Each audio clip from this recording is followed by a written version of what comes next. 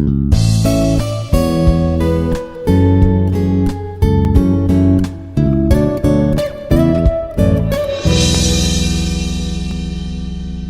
to everyone. This is Dr. VNSR Venkateswara working as Associate Professor from Institute of Aeronautical Engineering, Hyderabad. Today I would like to give the topic on the types of electrodes. These electrodes are very, very important in the science of the electrochemistry. So it is the branch of the physical chemistry. So what is the mainly types of the electrodes? There are mainly three types of the electrodes. One is calomel, second one is the quinhydron electrode, and third one is the glass electrodes. So these can be acts as both reference and indicator electrodes. So what is the calomel electrode? This calomel electrode is nothing but a secondary reference electrode for measuring a single electrode potential. That means because of the under applied EMF, the electrode, what happens, it gains either positive charge and negative charge. Because of the gaining of the positive charge and negative charge, it can acquire some potential. So the potential causes mainly charge transfer or charge difference. So that should be observed in the calomel electrode. So this calomel electrode consists of a glass tube having a two side tubes, and a small quantity of the pure mercury is placed at the bottom of the vessel and is covered with a paste of mercury and mercury chloride Hg2Cl2. Now let us see the diagram on left side. What happens? Platinum wire. Why you can choose the platinum wire in the electrode? Platinum is the most stable element, and even in presence of the either acidic or basic solutions, and we consider the saturated KCl solution that should be filled with the side tube.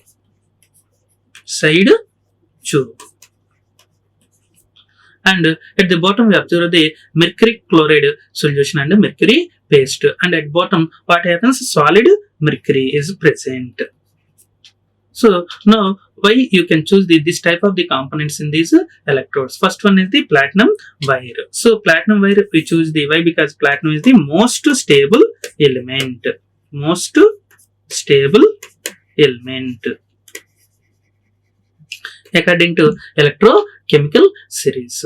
And from the side tube we use the potassium chloride solution. So many electrolytes are present, but we choose the potassium chloride solution. Why? Because so from the atomic numbers of the potassium and chloride, what is the atomic number of potassium? 19. And what is the atomic number of chlorine? 17. So there is very, very small difference between the potassium and chloride atomic numbers, and the size variation is very, very less.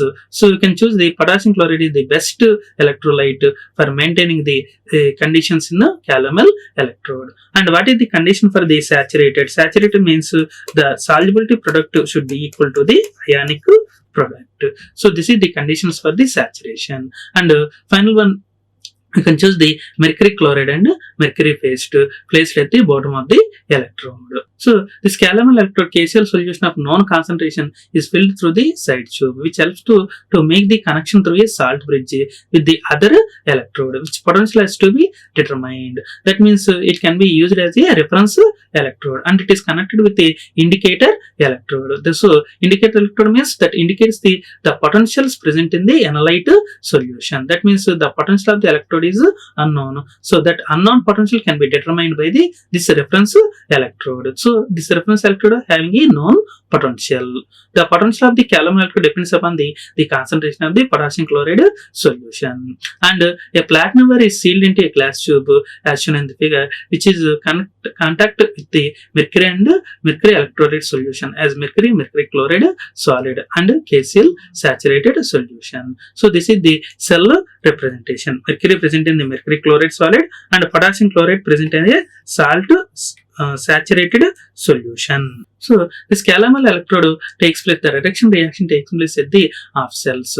That means mercury chloride undergoes a reduction reaction. That means mercury 2 plus 2 Cl minus, and mercury that loss of the 2 electrons gained to give it a metallic mercury to Hg. That means the net cell reaction is mercury chloride solid undergoes by the acquiring the 2 electrons, 2 moles of the mercury and 2 moles of the chloride ions.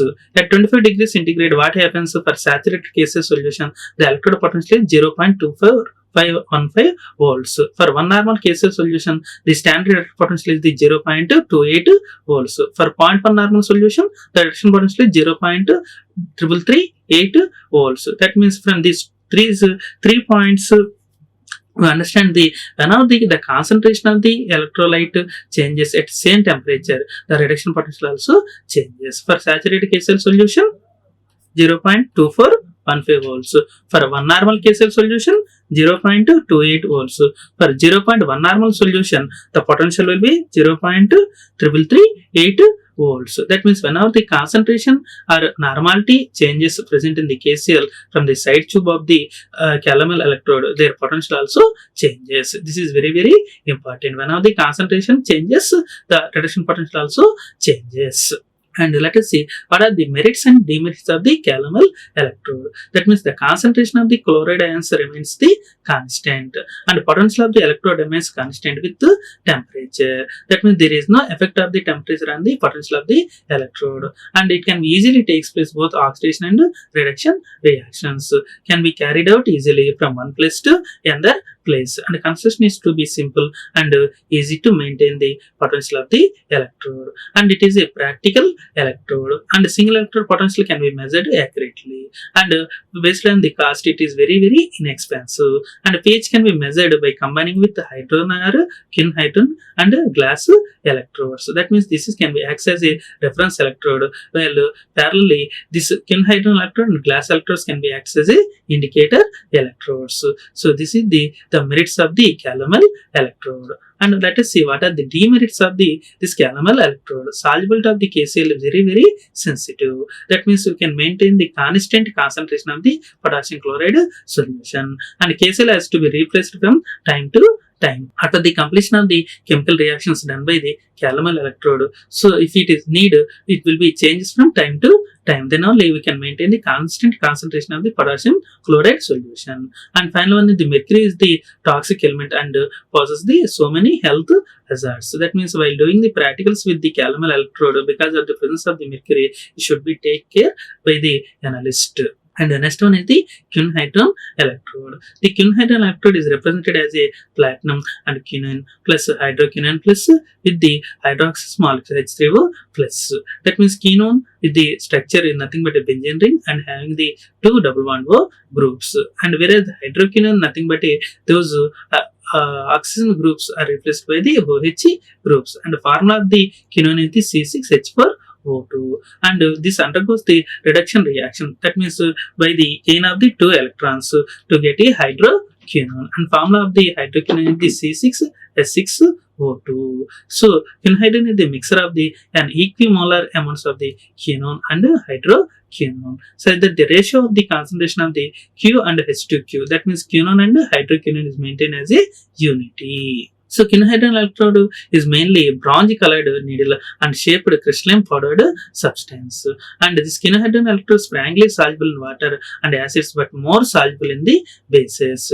That means it is lightly soluble in acids but more soluble in the bases. So this is the very, very important condition while using the quinhydron electrode for so many practicals. So, and let us see what are the merits and demerits of the quinhydron electrode. So what are the merits? It can be used in the presence of the silver, mercury, sulfide, zinc, lead, copper, calcium, tin, nickel compounds. So that means it can be used as the presence of so many cations and anions, and it can be used in the solutions containing noble metals. So noble metals which are coming out from the earth group, that means noble elements, and pH measurements can be made in the non-aqueous solutions also. Attainment of the rapid equilibrium and low internal resistance. So based on these conditions, quinhydron electrode is the best electrode to measure the potential of unknown solutions, and works with the better hydrogen with the electrode,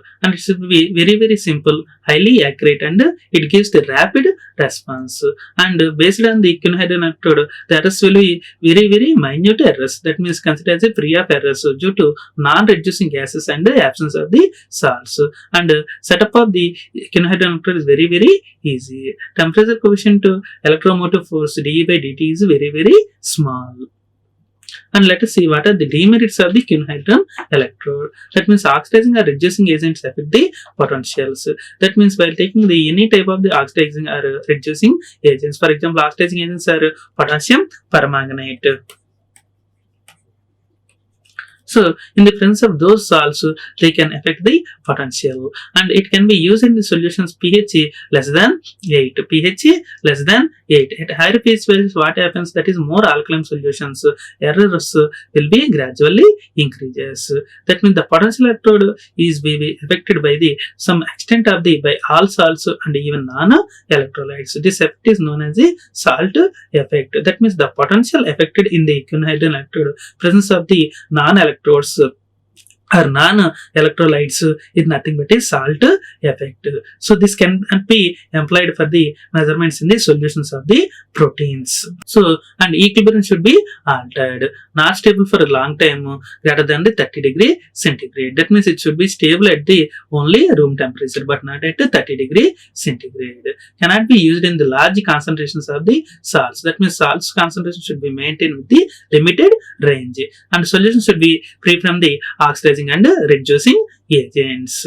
So that means the solution containing the so many salt except oxidizing and reducing agents. And next one is the glass electrode. So this glass electrode shows the electrode barrel and out reference electrode and porous pit reference with the solution, and internal reference electrode. Internal fill solution fixed with the H plus activity, and the bottom of the bulb is very sensitive to the pH present in the analyte solutions.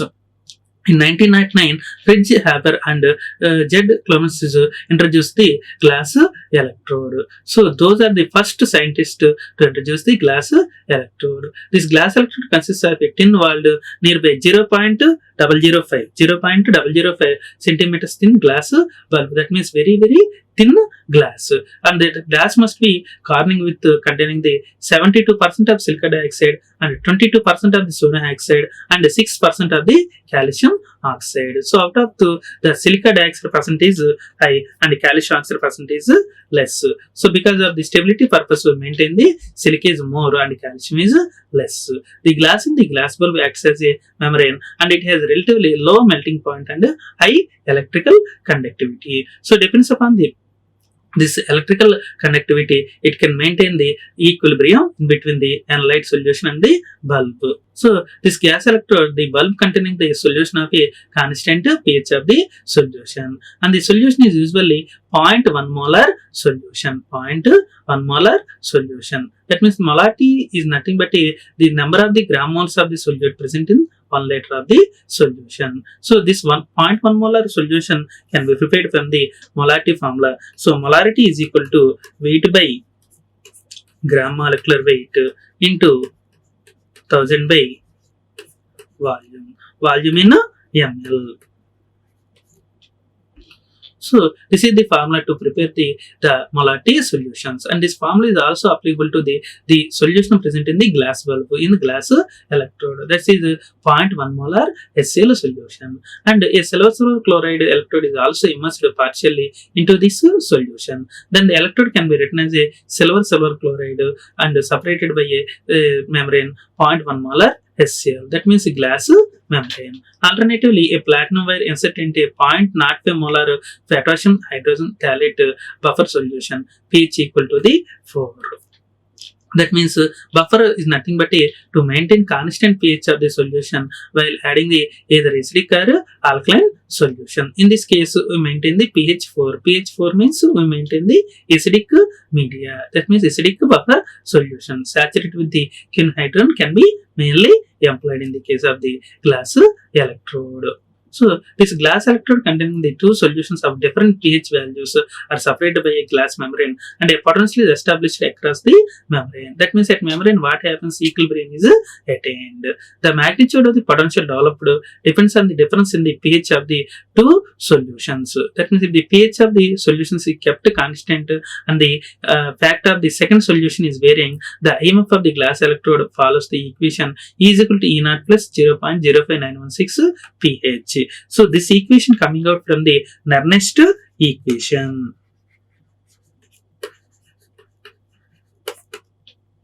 Nernst equation. So by using the formula of the Nernst, we get the potential applied at glass electrode that should be equal to the E is equal to E naught plus 0.05916 pH of the solution. So from this formula, we can determine the pH of the unknown solution by using a glass electrode.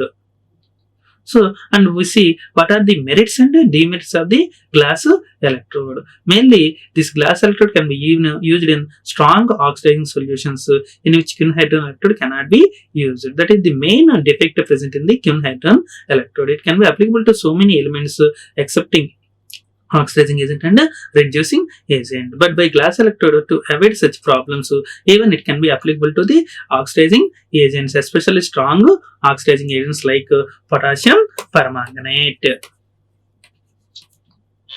So it can be used in the colloid, turbid and colloidal solutions. That means nature of the solution is not an impacted factor in case of the glass electrodes. Even the solution present in colloid solution, turbid solution or colloidal solutions, it should not be clear. In these cases also glass electrode must be used. So small quantities of the solutions are sufficient.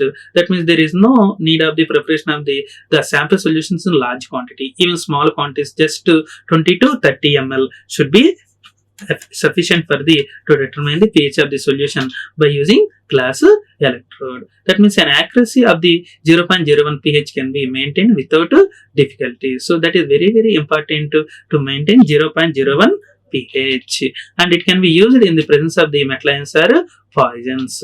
It can be used whenever they required, like chemical labs, industrial and agricultural and biological labs. Why? Because the growth of the plants should be depends upon the pH present in the soil. So especially for the growth of the plants depends upon the pH. Before starting the any crop season, it is very, very important to know the pH of the soil sample. So before knowing the pH of the soil sample solution, they must be converted into a liquid sample. Why? Because the sample always present in the liquid state, then only we can measure the pH of the solution by using this glass electrode. That means the pH is very, very important parameter, especially in industrial purpose, agricultural purpose and biological labs, by conducting so many samples. Let us see what are the demerits of the glass electrode. It will be very high resistant glass membrane, make it not to measure EMF with potentiometer, but with an electrometer or vacuum tube circuits. That is because of the amplifying triode circuits. In strongly alkaline solutions which is chemically react with the glass, it cannot be used, and this will be applicable to the pH greater than 9.0 containing sodium ions. The pH values are erroneous. That means it should be applicable to the pH up to 9. More than 9, what happens, that is presence of the alkaline media, we cannot measure the pH. Especially in absolute ethanol or in acetic acid, the electrodes does not give the accurate results. In absolute ethanol or acetic acids, it cannot give the accurate results, but on dilution with water, it can be used. That means this glass electrode cannot be directly used in concentration chemicals like acetic acid and ethanol, but by dilute with the water, they can be used without any problem. Thank you. Like, share and subscribe. Hit the bell icon for more updates.